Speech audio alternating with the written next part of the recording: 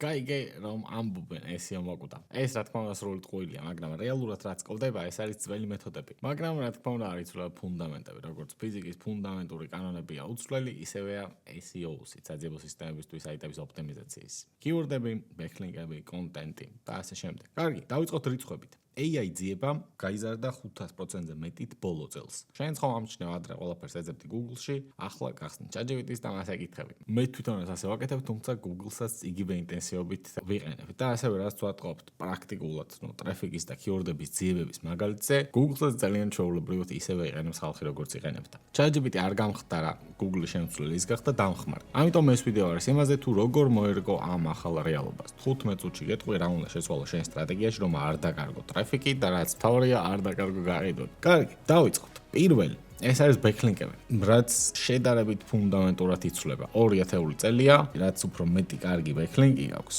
მით უფრო უკეთესი პოზიცია გაქვს და მით უფრო მეტი ავტორიტეტი აქვს შენს ვებსაიტს. ოღონდ არა spam ბექლინკები, რაც უფრო მეტი კარგი ბექლინკი გაქვს, მით უფრო მაღლა პოზიციონირება. იდეაში უმარტივეს ფორმულაა ეს თვითონ კარგის განსაზღვრება და ამ ყველაფრის სწორად კეთება რომ არ იყოს მთელი ფილოსოფია. თუმცა ეს მუშაობდა, მაგრამ შემდეგ წელს სავარაუდოდ დასრულდება მხოლოდ ბექლინკებით ამ ყველაფრის გაზომვა. შემოდის ბრენდის ხსენებები, brand citations. ეს არის როცა შენს ბრენდს ახსენებენ სხვა საიტები ლინკის გარეშეც კი, ანუ აღარ აქვს მნიშვნელობა გადმოვლინებას გაგიკეთებს თუ არა სხვა საიტი. აი მაგალითად, თუ ადრე Google-ში მოძებნიდი საუკეთესო email მარკეტინგის ხელსაწყო, Google-ი აჩვენებდა ad links, ხოლო ამ კონკურენციაში ვისაც ყველაზე მეტი ხარისხიანი ლინკი ექნებოდა და სხვა ფაქტორების, თუმცა აქ კონკურენცია ლინკებით იყო, ის იქნებოდა პირველი. და ეხლა შეგიძლია კითხო Perplexity-ს რომელი არის საუკეთესო email მარკეტინგის ხელსაწყო და გეტყვის რომ MailChimp-ია, რადგან არის მარტივი გამოსაყენებელი და აქვს ძლიერი ავტომატიზაცია. ანუ ნახე სად არის განსხვავება. ხელოვნური ინტელექტი აღარ ითვლის რამდენი ლინკი გაქვს, ის ითვლის სად ახსენებენ შენს ბრენდს, რას ამბობენ შენ შესახებ და რამდენად პოზიტიურად ლაპარაკობენ. რეალურად ხელოვნური ინტელექტი აკეთებს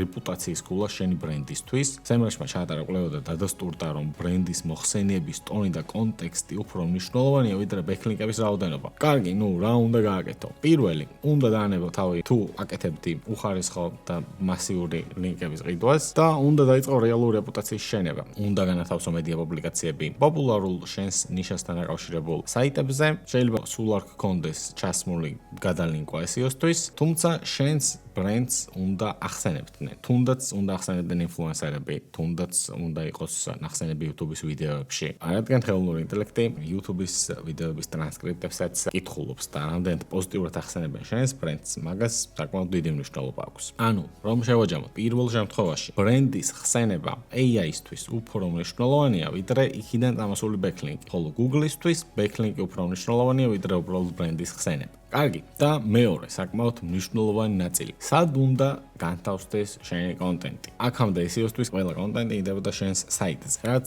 ამჟამად არასწორი მიდგომა. შენი კონტენტზე 50% უნდა დაიდოს შენი საიტის გარეთ. მაგალითად, YouTube-ზე, LinkedIn-ზე, სხვადასხვა ინდუსტრიულ ბლოგებზე, მედია პუბლიკაციის საიტებზე. თუ შენ დაწერ მაგალითად როგორ გავაკეთოთ SEO 2026 წელს, ChatGPT წაიკითხავს, მოიპაროს შენს ინფორმაციას, თავის პასუხებს ჩაშენებს და შენ საერთოდ არც არ მეიღებ. მაგრამ თუ იგივე კონტენტი გექნება გაშლილი ვებში სხვადასხვა პლატფორმებზე, ეს გაზრდის შენს რეპუტაციას და იმის ალბათობა, რომ ChatGPT შეიძლება სადმე გახსენოს, გაიზრდება. კონტენტის 30% ისევ შენ საიტზე უნდა იდოს, რა თქმა უნდა, კვლავ მნიშვნელოვანია, თუმცა სხვა შინაარსი უნდა ჰქონდეს. აი მაგალითად, იდეალურად მუშაობს პროდუქტების შედარებები. ქართულ ბაზარზე ეს არ გვეცდია, თუმცა უცხოურ ბაზარზე ვაკეთებთ და უკიდურესად იდეალურად მუშაობს. მაგალითად, თუ გაყიდით რაიმე პროდუქტს, შეგიძლიათ დადოთ შედარებები ამ პროდუქტის თქვენს პროდუქტთან, ან ერთი პროდუქტი მეორე პროდუქტთან, ასევე მესამე პროდუქტთან. ასევე შეგიძლიათ შედარებითი კონტენტი დადოთ თქვენი კომპანია versus თქვენი კონკურენტის კომპანია მაგალითად. იმიტომ რომ რეალურად Google-ის შემთხვევაში შესაძლოა რომ ამ პროდუქტების ან ამ კომპანიების ძიებისაც გამოჩნდეთ, შესაძლოა თქვენი კონკურენტის პოტენციალურმა კლიენტებმა თქვენი სტატიაც ნახონ, გადმოვიდნენ, გახდნენ თქვენი კლიენტები. Google-ისთვისაც ძალიან კარგად მუშაობს იდეალურად და ხელოვნური ინტელექტისთვისაც შედარებითი სტილის კონტენტი ძალიან კარგია. მომხმარებლისთვისაც იდეაში თუ ობიექტურად დაეხმარებით გადაწყვეტილების მიღებაში. კარგი, ასევე რა სტილის კონტენტი უნდა იყოს კიდევ? Fax სტილის კონტენტი, ანუ შენი ბრენდის და შენი პროდუქტის შესახებ უნდა გქონდეს განთავსებული ყველანაირი ინფორმაცია, სრული ინფორმაცია, რაც შეიძლება რომ კლიენტს მოაწოდო. ასევე უნდა გქონდეს პირველი ხელის ინფორმაცია ბლოგებად, თუნდაც გამოტანილი რა ინფორმაციაც მხოლოდ შენ მოგეპოვება. შენი საკუთარი კვლევები და სტატისტიკა, case study-ები კონკრეტული შედეგები კონკრეტული კლიენტებისთვის და ასე შემდეგ, ანუ უნიკალური ინფორმაცია. ხოლო კონტენტის 20% თუ შეიძლება კონტენტი ჩავთვალოთ, უნდა განაწილდეს სოციალურ ქსელებში და რევიუების საიტებზე. სხვა ტიპის ბიზნესთვის, სხვა ტიპის რევიუების პლატფორმები მუშაობს. ან Google My Business-ში, ან Clutch-ზე, ან Trustpilot-ზე, სოციალურ ქსელებში შემთხვევაში შესაძლოა გამოიყენოთ LinkedIn-ი და ასე შემდეგ. ანუ ყველგან უნდა გქონდეთ კონტენტი, სადაც ხელოვნური ინტელექტი ეძებს ინფორმაციას შენს შესახებ. ეს ყველაფერი ჯობია რომ შენვე გააკეთო, რადგან მაინც მოძებნის, მაინც იქნება რაღაც ინფორმაცია და ჯობია რომ შენს მიერ იყოს ეს პროცესი მართული. კარგი, მესამე. შემოვიდა ეს ტერმინი anti-AI კონტენტი. რას ნიშნავს ეს anti-AI კონტენტი? ChatGPT-ს და Gemini-ს აქვს ის პრობლემა, ზოგადად ხელოვნურ ინტელექტს, რომ ისინი ახალს ვერაფერს ვერ ქმნიან. მათ შეუძლიათ რომ რაიმე გადააკეთონ, რაც ოდესმე წაუკითხავთ მაქედან გამომდინარე. ანუ ხელოვნური ინტელექტი რაიმე ახალს ფიზიკურად ვერ გააკეთებს, ვერ გამოიგონებს. ჯერჯერობით არ ვართ მაგდონეზე. შეგიძლიათ რომ იხილოთ ჩემი ვიდეო AGI შესახებ და მიხვდებით რატომ ხდება ეს და რა სხვაობა. ანუ შენ უნდა აწარმო ისეთი კონტენტი, რაც ხელოვნური ინტელექტი ფიზიკურად ვერ გააკეთებს და იძულებული იქნება რომ შენზე იყოს დამოკიდებული.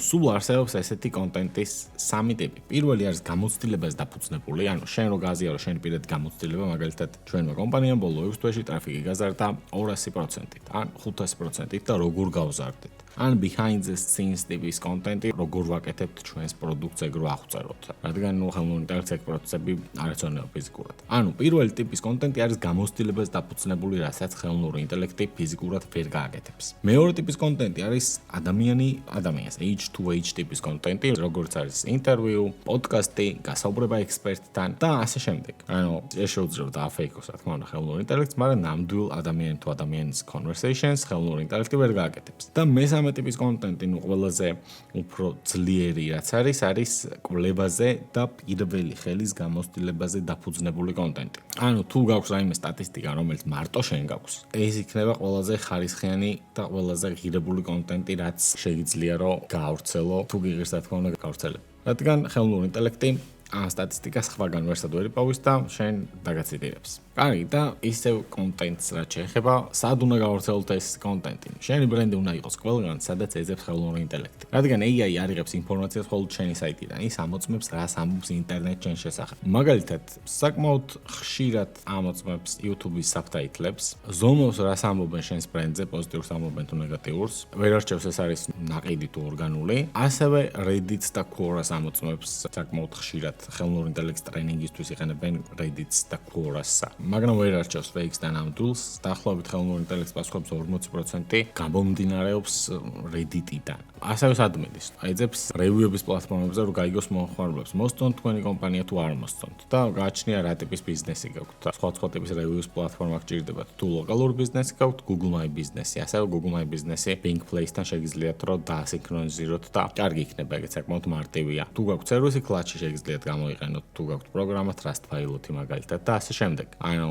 სადაც პოტენციურად ხელოვნური ინტელექტი წავა პასუხის ძიებისას და თქვენზე ინფორმაციის გასაგებად, იქ ყველგან უნდა დახვდეს რაღაც, რაც გაქვთ თქვენზე ნაფიქრი. შეეძლო რომ ეს იყოს YouTube-ი, შეეძლო რომ ეს იყოს Reddit და Quora, შეეძლო რომ ეს იყოს რევიუების ვებსაიტები, ძირითადად აქ მედის. ასევე, რასაც ბექლინკებიც ვაკეთებთ ხოლმე top media პუბლიკაციების საიტებიც, Forbes-ზე მაგალითად და მსგავსი დონის საიტებზე, კარგად მუშაობს, რადგან მაგ საიტებსაც სტუმრობს ხელოვნური ინტელექტი. კარგი, გადავიდეთ შემდეგ ფაქტორზე. შენ თვითონ უნდა გააკონტროლო ის, რას იტყვის ხელოვნური ინტელექტი შენზე. ანუ თუ შენ არ მართავ შენს ინფორმაციას, ხელოვნური ინტელექტი საიდანაც მოიტანს და ეტყვის მომხმარებელს. ანუ ხელოვნური ინტელექტი იღებს ინფოს, სადაც იპოვის. სწორი არის, არასწორია, ძველი არის, ეს მის პრობლემა არა, ეგ შენი პრობლემა. ამიტომ ბოლო პერიოდში გახდა ძირითადად საჭირო და რეკომენდირებული, რომ ფასი იყოს ღია და ხელმისაწვდომი ვებსაიტზე ყველასთვის. მეორე, აუცილებლად უნდა გქონდეს კითხვა-პასუხის გვერდი ან სექცია და უნდა გქონდეს ყველა კითხვა და ყველა პასუხი, რაც შეიძლება რომ შენი ბრენდის შესახებ დასვან.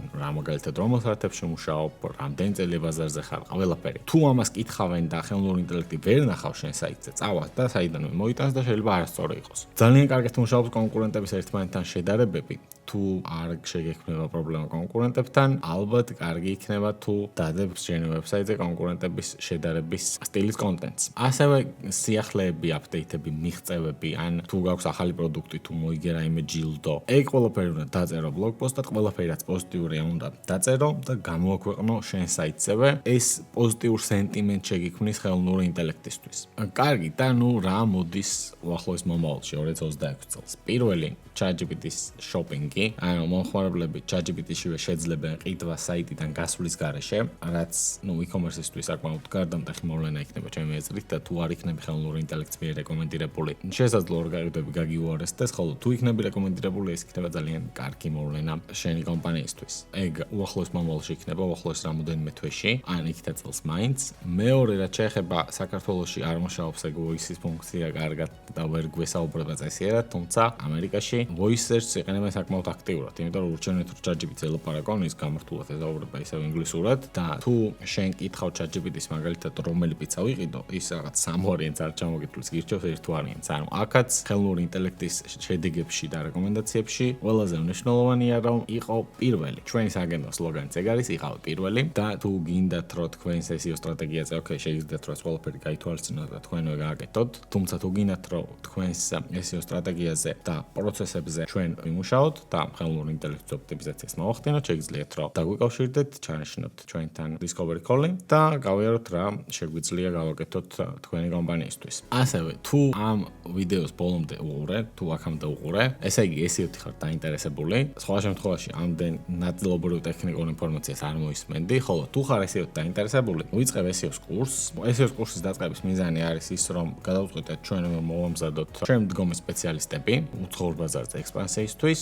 მე პირადად ვასწავლე, კურსი იქნება ონლაინ, დაახლოებით 10-ან 12 კაციანი ჯგუფი იქნება. ამ დროის დონემდე რაცა ვიდეოს წერ უკვე 9-ზე მეტი შევსებულია და მაგ 10-ან 12 კაციდან რამოდენიმეს, საბურავად 2 კაცს დავასაქმებთ ჩვენთანვე. ანუ შენ შეგიძლია რომ შეიძინო თეორიულად ახალი პროფესია, გქონდეს პრაქტიკული დავლებებიც და შემდეგ თუ კარგად ისწავლი და იქნები გამორჩეული, მიიღო სტაჟირებაც და რეალურად შეიძინო ახალი პროფესია. ასე რომ, ვისაც გსურთ SEO-ს შესწავლა და პროფესიის შეცვლა ამ მიმართულებით, ქვემოთ აღწერაში იქნება ფორმა, რომელიც შეგიძლიათ რომ შეავსოთ, ან კომენტარებში შეგიძლიათ დაწეროთ SEO კურსი და ჩვენ დაკავშირდებით მოგწერთ. კარგი, და ბოლოს, იდეაში საძიებო სისტემების ოპტიმიზაცია გარდა იქნება და აღარ გულისხმობს მხოლოდ Google-ისთვის ოპტიმიზაციას. ეხლა საქმე ეხება, რომ ხილული იყო ყველგან, სადაც ხელოვნური ინტელექტი ეძებს და ეს ბევრად უფრო მაგარი და ბევრად უფრო საინტერესოა. კომპანიების უმეტესობას ეს რა თქმა უნდა ჯერჯერობით არ ესმით და ისევ ძველი ტაქტიკებით მუშაობენ და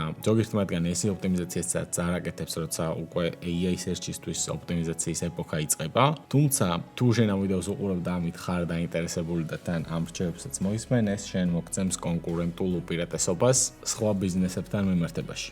მადლობას გიხდი ყურადღებისთვის. თუ მოგეწონა ვიდეო, გამოიწერე არხი, დაასაბსკრაიბე და დატოვე კომენტარი AI SEO-სთან ან ზოგადად SEO-სთან დაკავშირებით კიდე რა სტილის ვიდეოს იხილავთ.